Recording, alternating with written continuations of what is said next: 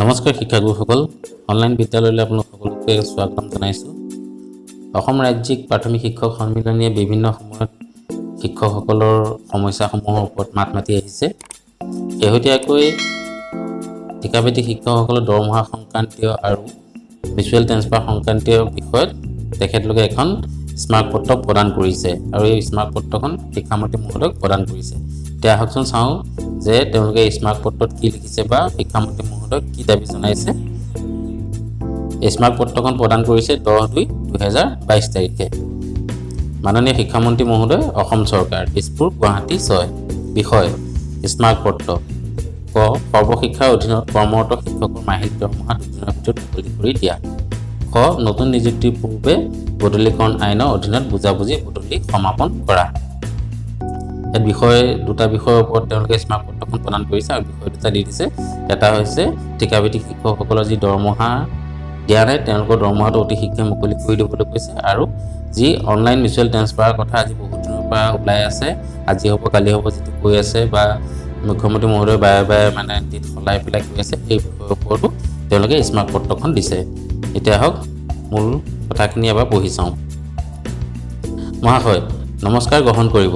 আজি ফেব্ৰুৱাৰী মাহৰ 10 তাৰিখে আপোনাক অতি দুখেৰে জনাওঁ যে অসম সৰ্বশিক্ষা মিছনৰ অধীনত ৰাজ্যখনত কৰ্মৰত ঠিকাভিত্তিক শিক্ষকসকলে জানুৱাৰী মাহৰ প্ৰাপ্য দৰমহা আদায় পোৱা নাই। দৰমহাকেইটাৰ ওপৰতে নিৰ্ভৰশীল শিক্ষক সমাজৰ বাবে এয়া বৰ কষ্টকৰ। আনহাতে প্ৰায় সকলো শিক্ষকৰে বেংকত ঋণ আছে। ঋণ পৰিশোধৰ নিৰ্ধাৰিত দিন পাৰ হ'লেই শিক্ষকসকলে অতিৰিক্ত সুদ আদি ভৰিব লগা হয়। বিগত ভালে কেইমাহ ধৰি দৰমহা পোৱাত বিলম্ব হৈ আহিছে। মহোদয়ক এই স্মাৰক পত্ৰৰ যোগে জানুৱাৰী মাহৰ দৰমহা আগত 2 দিনৰ ভিতৰত আদায় দিব লগতে পৰৱৰ্তী মাহৰ পৰা 1 তাৰিখৰ পৰা 5 তাৰিখৰ ভিতৰত আদায় দিয়াৰ বাবে দাবী জনালোঁ। 5 তাৰিখৰ ভিতৰত দৰমহা আদায় নহ'লে প্ৰতি মাহৰ 6 তাৰিখে কাৰ্যসূচী ৰূপায়ণ কৰিলে শিক্ষকসকল জগৰীয়া নহ'ব। এইখিনিতে যি শিক্ষকসকলে যি দৰমহা দিয়া নাই বা দিয়াত পলম হৈ আছে, এই বিষয়ে তেওঁলোকে মাত মাতিছে আৰু লগতে এই কথাও কৈছে যে ইয়াৰ পিছৰ পৰা প্ৰত্যেক মাহৰ 5 তাৰিখৰ ভিতৰত সকলোৱে দৰমহাসমূহ আদায় দিব লাগে আৰু যদি 5 তাৰিখৰ ভিতৰত দৰমহা নিদিয়ে তেতিয়াহ'লে 6 তাৰিখে বিভিন্ন ধৰণৰ কাৰ্যসূচী ৰূপায়ণ কৰিব বুলি তেওঁলোকে জনাইছে। মহাশয়, শিক্ষা বিভাগে প্ৰশ্নৰ অধীনত শিক্ষকসকলক 10 বছৰলৈ বদলি হ'বলৈ নিদিয়া নীতি ঠিকেই পালন কৰা হৈছে, কিন্তু সেই আইনতে প্ৰতি বছৰে বুজাবুজি বদলি হ'ব বুলি থকা নীতি বিগত 3টা বছৰে শিক্ষা বিভাগে ৰক্ষা কৰা নাই।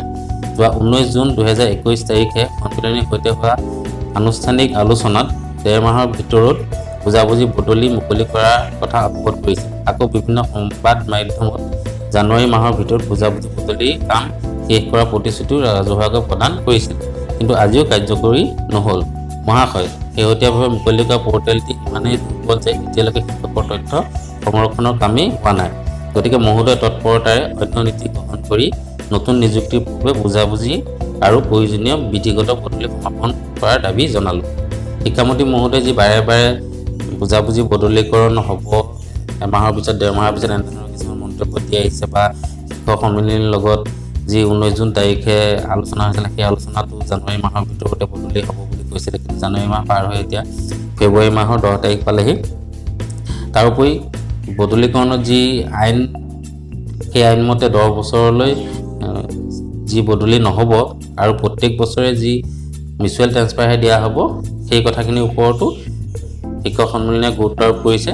কাৰণ শিক্ষকসকল বদলি হ'বলৈ নিদিয়ে 10 বছৰলৈকে, সেই নিয়মটো ঠিকেই মানিছে, কিন্তু সেই একেখন আইনতে প্ৰত্যেক বছৰে বুজাবুজি বদলীকৰণ দিয়াৰ ব্যৱস্থা হ'ব বুলি দিয়া সেই কথাটো যে চৰকাৰে গুৰুত্ব সহকাৰে লোৱা নাই বা সেই কথাটো যে গুৰুত্ব দিয়া নাই, সেই কথাটো ইয়াত শিক্ষক সন্মিলনীয়ে আঙুলিয়াই দিছে।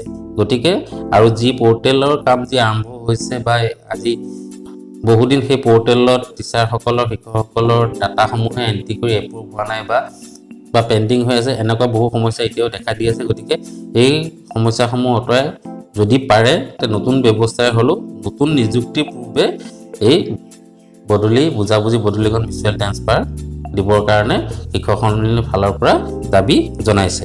শেষত লিখিছে সভাপতি হৈ অখিল চন্দ্ৰ নাথ, প্ৰধান সম্পাদক ৰাতুল চন্দ্ৰ গোস্বামী, অসম প্ৰাথমিক শিক্ষক সন্মিলনী। গতিকে শিক্ষাগুৰুসকল, শিক্ষক সন্মিলনীৰ ফালৰ পৰাও এইটো দাবী জনাইছে যে অতি সোনকালে মিউচুৱেল ট্ৰেন্সফাৰটো হ'ব লাগে আৰু তাৰ কাৰণে ব্যৱস্থা ল'ব লাগে বুলি শিক্ষামন্ত্ৰী মহোদয়লৈ স্মাৰক পত্ৰ প্ৰদান কৰিছে। গতিকে আশা কৰিছোঁ অতি কম সময়ৰ ভিতৰতে বুজাবুজি বদলিখন আৰু দুদিনৰ ভিতৰতে ঠিকাভিত্তিক শিক্ষকসকলৰ দৰমহাৰ সমস্যাটো সমাধান হ'ব। আজিলৈ মোৰ ভিডিঅ'টো ইমানেই। যদি ভিডিঅ'টো ভাল লাগিছে লাইক কৰিব আৰু শ্বেয়াৰ কৰিব। লগতে মোৰ চেনেলটো যদি ছাবস্ক্ৰাইব কৰা নাই তেতিয়াহ'লে মোৰ চেনেলটো প্লিজ ছাবস্ক্ৰাইব কৰি দিব। আজিলৈ আহোঁ, ধন্যবাদ।